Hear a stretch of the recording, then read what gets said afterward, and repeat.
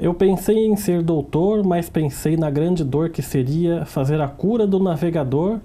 Olhei mais adiante e pensei em curar, mas a cura queria mesmo me devorar. Esse poema você escreveu para esse livro aqui, chama Chegando Perto, e a gente estava falando de poesia no bloco anterior. A poesia tem uma valorização que você acha considerável para um país como o Brasil, ou a poesia é assim, o raspa de tacho da literatura que quase ninguém se interessa? Nossa, essa pergunta é muito interessante. Eu acho que a poesia, ela tem ganhado um espaço, mas não o espaço que ela merece. O Brasil, ele tem um déficit muito grande de pessoas que leem. Elas estão lendo muito pela internet. Porque a internet, ela, uma hora ou outra, ela ia tomar parte, né? A tecnologia é o normal, natural da vida. Mas a tecnologia não pode substituir o livro. Eu acho que isso é muito importante falar. Você não é um adorador do livro digital? Não sou adorador do livro digital, mas eu sou eu estou me programando para ser livro digital também, porque é um público que me interessa, até para os próximos trabalhos.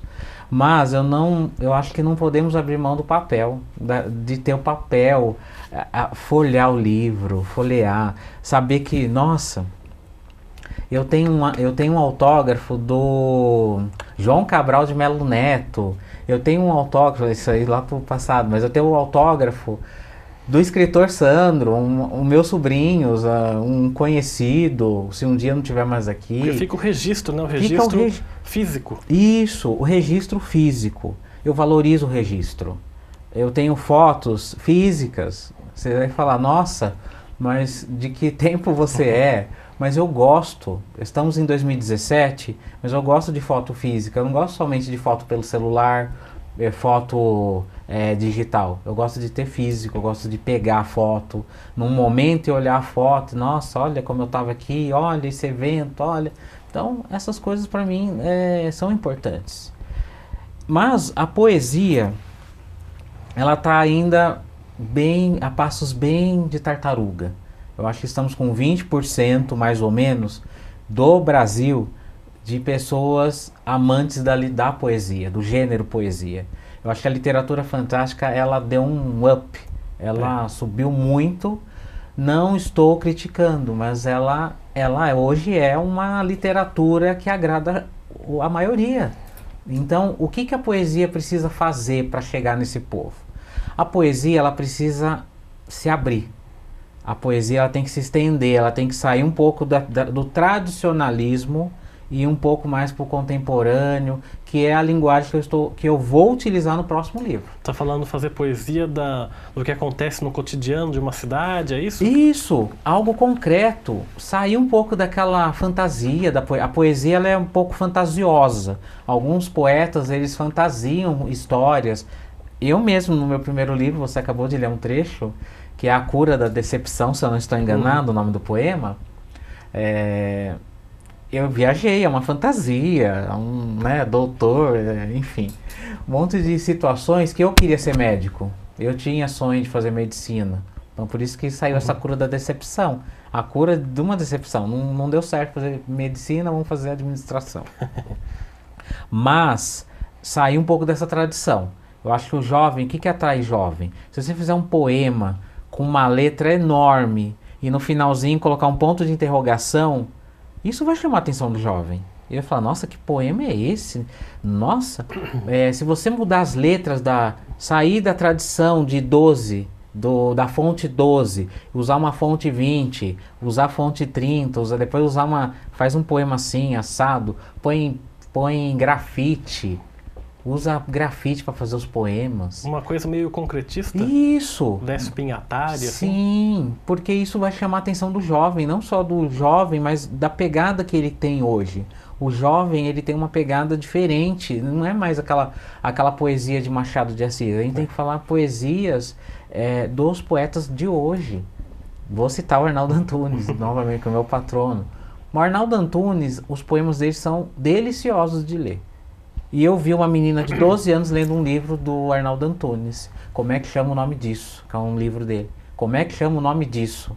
Eu acho que o nome do livro também desperta, viu, o interesse. O nome do livro, o jeito que é a capa, chama a atenção do jovem. Nossa, como é que é o nome disso? Quero ver. E eu vi a menina, ela começou a folhear e começou a ler. Na Livraria Cultura, lá em São Paulo, que lá tem um espaço grande para as pessoas sentar, deitar, fazer o que quiser para ler, né? Então, você vê, até as livrarias, elas estão oferecendo atrativos para que as pessoas vão às livrarias, comprem livros. E como diz o Fernando Pessoa, na sua opinião, o poeta é um fingidor? É um fingidor. Em algumas vezes. É um fingidor porque ele quer agradar, o poeta, eu vou falar por mim, tá? Por Sandro. O poeta, às vezes, ele tem que se resguardar para agradar todos.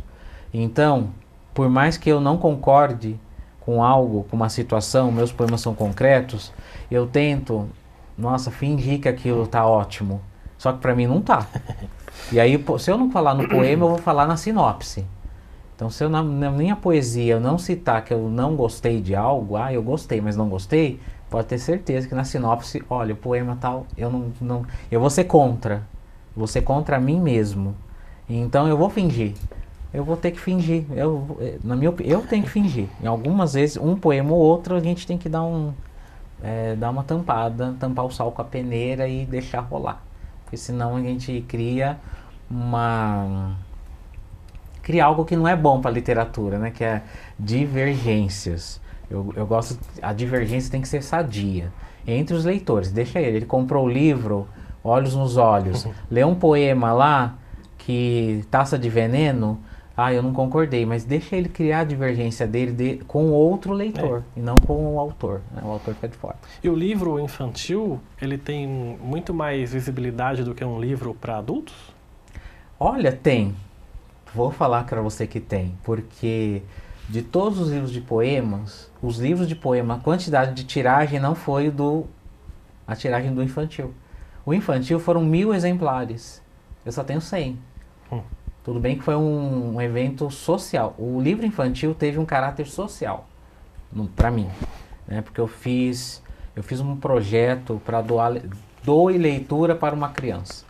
Então, o objetivo era comprar um livro, a pessoa compra o livro e doa outro, né? Então, mas doar para qual criança? Para alguma criança. Então, ano passado, eu fiz uma ação. Eu doei 100 livros para o Lar São Judas, em Pinda. Doei livro no Banhado, doei livro no GAC, doei livro para tudo quanto é canto. Por quê? Porque eu quero que as crianças tenham acesso à literatura. Tenham acesso ao escritor, ao vivo, né? É tão legal quando você vai numa escola e aí a professora fala, hoje tem um escritor aqui. Aí a criançada, aonde? Nossa, não morreu. Aí ela mostra o livro, ela dá um feedback. Aí eles olham a foto, mas ele morreu? Ele morreu? Não, ele está aqui. E aí quando você aparece, é algo surreal, os olhos das crianças. É uma figura assim, inalcançável para a criança, exatamente. Né? Como se fosse um gigante, assim, uma coisa assim, uma lenda, né?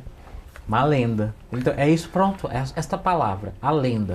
Para a criança, o escritor é uma lenda. Ela nunca vai ter acesso a ele. Então, quando a escola abre a porta para um escritor, é maravilhoso, porque aí o escritor está lá, nossa, o escritor está aqui. Ele chega em casa, vai ter assunto para a semana. Mãe, foi um escritor na escola. Então, assim, o livro infantil, ele teve um retorno muito melhor do que os poemas. Porque o público é diferente. Público criança. Tem muita criança. Só que nem todas são amantes da literatura. Então, o que eu faço? Então, vamos mudar de gênero para agradar esse outro público que eu não consegui atingir com poema. Então, o público infantil ainda não atingi com poema, 4ª série, 3ª série, então entro com conto. Mas futuramente a ideia é entrar com poema infantil. Então, por isso que eu tô ainda ganhando esse público para depois jogar o poema. Porque eu vou jogar poema. Mas para você, particularmente, para o escritor Sandro, é mais difícil escrever para criança do que para adulto ou é mais ou menos a mesma situação? Não, é difícil. Dificílimo escrever para criança. é muito difícil.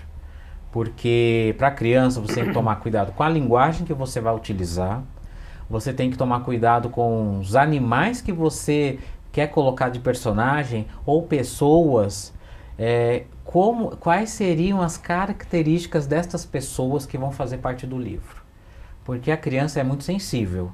Então qualquer coisa que eu colocar no livro e a criança receber negativamente, ela pode ocasionar um problema para mim. Então, assim, a Aventura da Garça Sophie, eu tive 6 meses para fazer um livro de 15 páginas. 6 meses. Porque precisou ir para revisão 500 milhões de vezes. Eu precisei refazer fotos. Tinha uma ilustração, muito engraçada, ilustração é ilustração. O ilustrador é um escritor também. Mas o ilustrador, ele fez uma foto em que a capivara praticamente estava beijando a garça.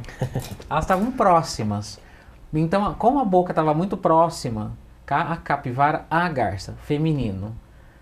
Olha só que coisa bem boba ao olhar nosso, mas o olhar da criança não.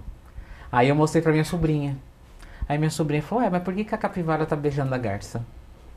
Percebe? Então nessas pequenas coisas, a gente tem que tomar cuidado. Mas a capivara não tem o capivara, elas falam brincando, né? E a garça não tem o garço, coisa. Então, são pequenas coisas que a gente tem que se atentar para não dar problema lá na frente. E ainda mais que eram 1000 exemplares. E a escrita é a mesma coisa. Então, para mim é difícil escrever para criança, sim, porque tem que falar em um parque grande, lindo parque, tem que ser algo fantasioso. Agora o poema não, o poema você pode começar assim: pare, guerra, fogo, água, políticos ladrões. É palavra solta, né? Palavras soltas, né?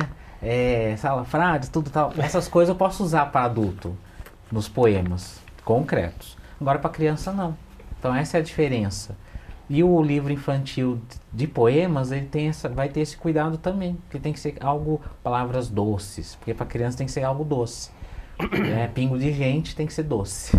E você tem uma rotina para escrever quando você está preparando um livro, de sentar todo dia aquela coisa regrada, ou você assim, quando vem a inspiração, você senta e escreve, não tem nada de regra? Não tenho regra nenhuma, sou totalmente sem regras. Por isso que às vezes eu me perco às vezes comigo mesmo, porque eu não tenho regras. Eu gosto de fazer algo assim na hora. Apareceu uma ideia. Eu fui no parque ontem, tirei foto de um teiu, já veio uma ideia para fazer o livro. Então lá mesmo eu já escrevi, porque eu tinha papel, caneta, eu mesmo já escrevi algo sobre o teiu. Ou se eu vou à noite, eu chego em casa, estou assistindo televisão, aí passa uma propaganda, passa uma foto de um céu, de um parque, de um avião, já marco alguma coisa. Eu lembro algo na minha cabeça durante o dia, eu já repasso para o papel. Porque eu sei que se eu deixar para outro dia, para sentar, para fazer, eu vou esquecer. Então eu gosto de fazer na hora as coisas, então não tem muita regra para escrever não. E todos esses livros foram escritos no parque. Todos eu escrevi no parque. Nenhum livro eu escrevi em escritório. Escrevi o livro no estúdio. Não, eu escrevi na rua, escrevi no ônibus, escrevi no parque, escrevi num banco de praça, num banco de agência bancária. Tudo quanto é lugar inusitado que você pensar, eu faço produção. Até vindo para cá. Você faz produção. Só que aí hoje você tem a facilidade do celular. Então você tem um bloquinho no celular, eu escrevo lá no celular. Tá vendo? A tecnologia, ela vem de encontro. De vez em quando ela ajuda, né? Ajuda, porque não tem papel. Tá certo, então a gente vai fazer mais um intervalo aqui no nosso programa e daqui a pouco a gente volta com o último bloco do Gente em Destaque com o escritor Sandro Cuesta.